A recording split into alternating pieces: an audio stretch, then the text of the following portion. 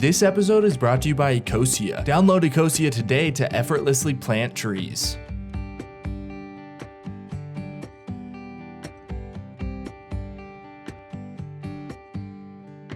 My name is Guisepi Spadafora, and this is Edna Lou, the free tea bus. Other than being my home for the last 10 years, this bus is also a mobile free tea house.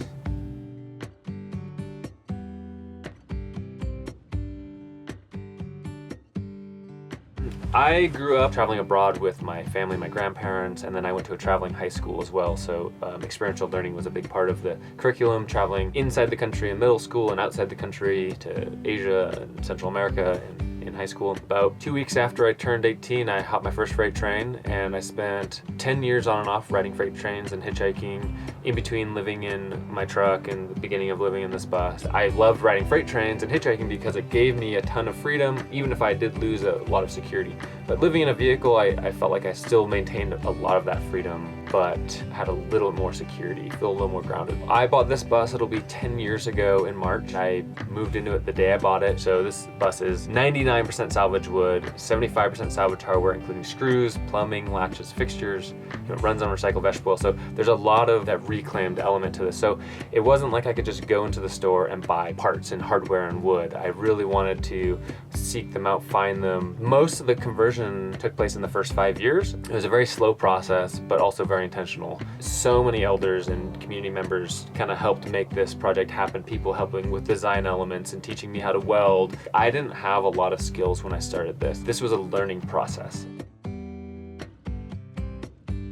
So this is Edna Lou, the free tea bus. It's a 1989 Thomas short bus on a Ford Econoline chassis with a 7.3 liter diesel motor, pre-power stroke. This is like the handicap door. This opens up when I'm serving tea. This is my solar battery setup, 2 Trojan T105 6-volt golf cart batteries. It's powered by a 320 watt solar panel on the roof. I also have the ability to charge if I want to from my engine. This is a 30-gallon clean vegetable oil tank. I learned how to weld stainless steel just to build my vegetable oil tanks. On the other side, I've got a 60-gallon dirty vegetable oil tanks. This is my hidden ladder.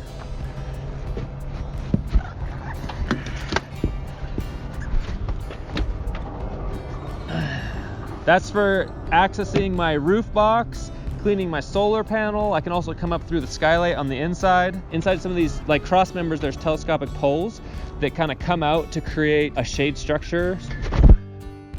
One of my favorite newer projects are these sliding screens. I really like having screens on my windows. It's super crucial in buggy areas, but I also like having access out the windows and not having them in the way. This is my water fill. I have a 42-gallon freshwater tank.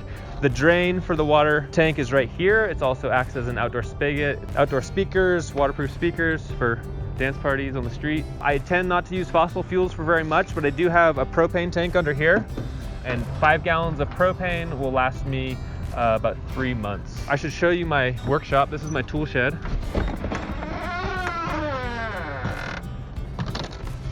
So this area is kind of where a lot of my tools are. I really like tools and hardware. This is all my vegetable oil stuff. So no vegetable oil stuff really hangs out inside the vehicle, like a lot of vegetable oil systems, except for this box. This is my pump and funnel and some stuff like that. Sorry, we're a little tight here. So this bracket here, this is for my sink head. It has a sprayer function and it goes out the window and goes right here. And this is my shower. This is where I mount my centrifuge for centrifuging vegetable oil. So that's for cleaning vegetable oil on the road. My dirty vegetable tank is mounted underneath here. This is my vegetable oil filters to catch any last debris after centrifuging. I've got some controls here as well for adjusting pressure to the centrifuge. Now come on inside of Edna.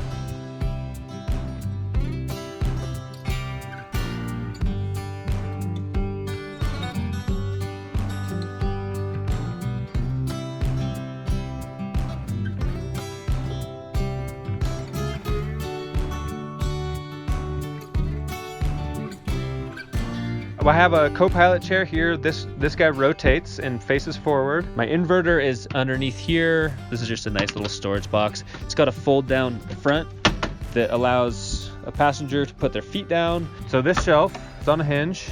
It's really nice. The tool bucket rotates. This is the bookshelf. This is so nice to have. It's not, the best idea to put a bunch of weight up high. These whole things can come out, and if I'm doing an event, if I want to put my library out, this is a unit, that's a unit, they can come out. Each one of these gauges does two things. Gauges are expensive, but switches are cheap. So like this gauge, this is my clean vegetable oil tank. And then if I flip the switch, it goes my dirty vegetable oil tank, which is a little over half full. So this area, this is my closet. It kind of drops down in the back, and there's shoe storage underneath all of the clothes. And then below here, hidden comfortably as a seat, this is the solar powered fridge. The first thing a lot of people notice when they come inside of here is this wood stove. This is a Navigator Stoveworks Little Cod. This thing is amazing. It heats this space plenty. You can also make tea on it.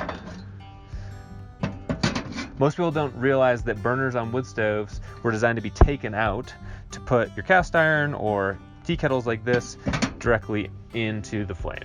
One of the systems I'm building right now is this is a copper pipe, a copper gutter downspout, and the way this works is this is a vent system that goes all the way down to the coldest part of the floor. So basically the wood stove heats the pipe, the air in the pipe heats up, which causes it to rise, which sucks the coldest air into the pipe, which creates a mini convection current. So the coldest air is constantly being drawn up and heated.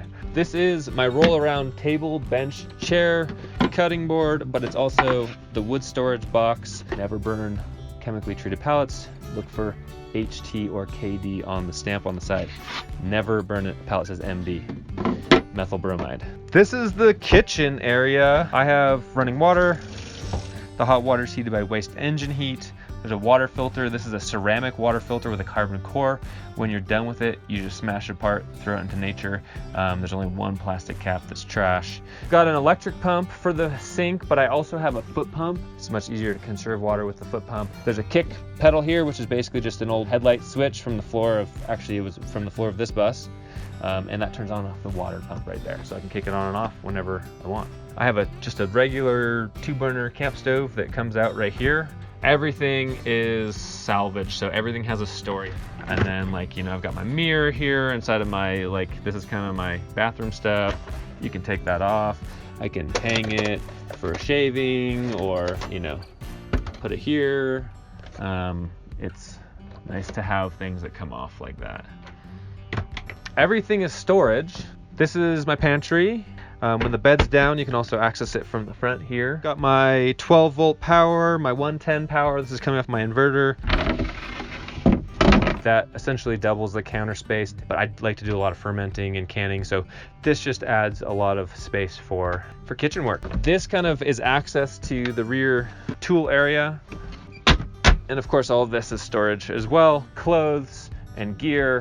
I have these little fold down latches here. It allows you to have a latch on the inside, not on the outside. This is my cold storage. So this is on top of the water tank. So using the thermal mass of the water tank to kind of help regulate temperature, keep things a little cooler. The bed is held up by these supports while driving and stuff. There's also the support in the middle here. Slides out. So basically you lift the bed and rotate the supports out of the way. Well, now the bed is just hanging on these strings. Each string controls one side of the bed.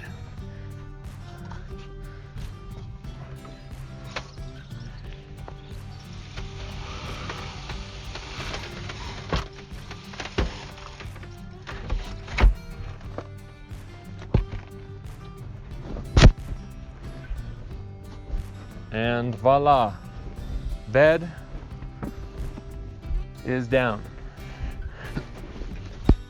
So this is an extra long twin. You can throw in a couple extra supports and it does slide out to a king size all the way up to the sink. The other great thing about this bed is that if you're parked on a slant, on an angle, which most streets are, you can simply raise one end, tie it off, and then you have a level bed. This is 700-pound P cord, parachute cord, and that's plenty of weight to hold up 2 people.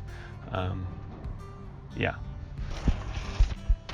It's all double backed on the pulleys, so it's not super heavy. Just do one side at a time.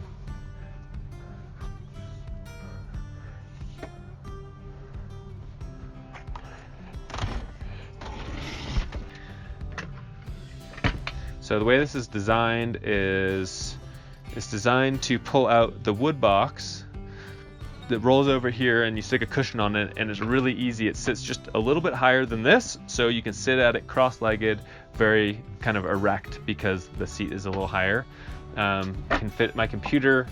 All of these are like slide out drawers with desk type stuff in them. It's also adjustable based on what level the bus is sitting at.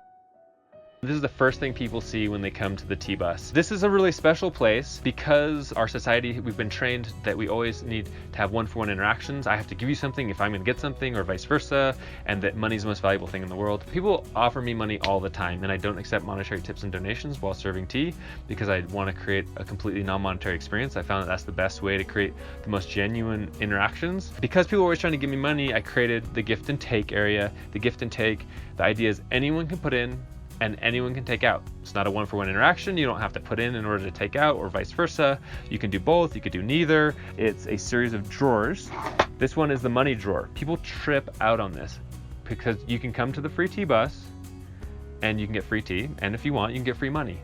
The idea is to put people in the position of taking personal responsibility for themselves in relation to the whole. The really interesting part is that in 9 years of having a gift and take with money and tens of thousands of people interacting with it, only one time was it ever emptied, and that one time was someone who was in need.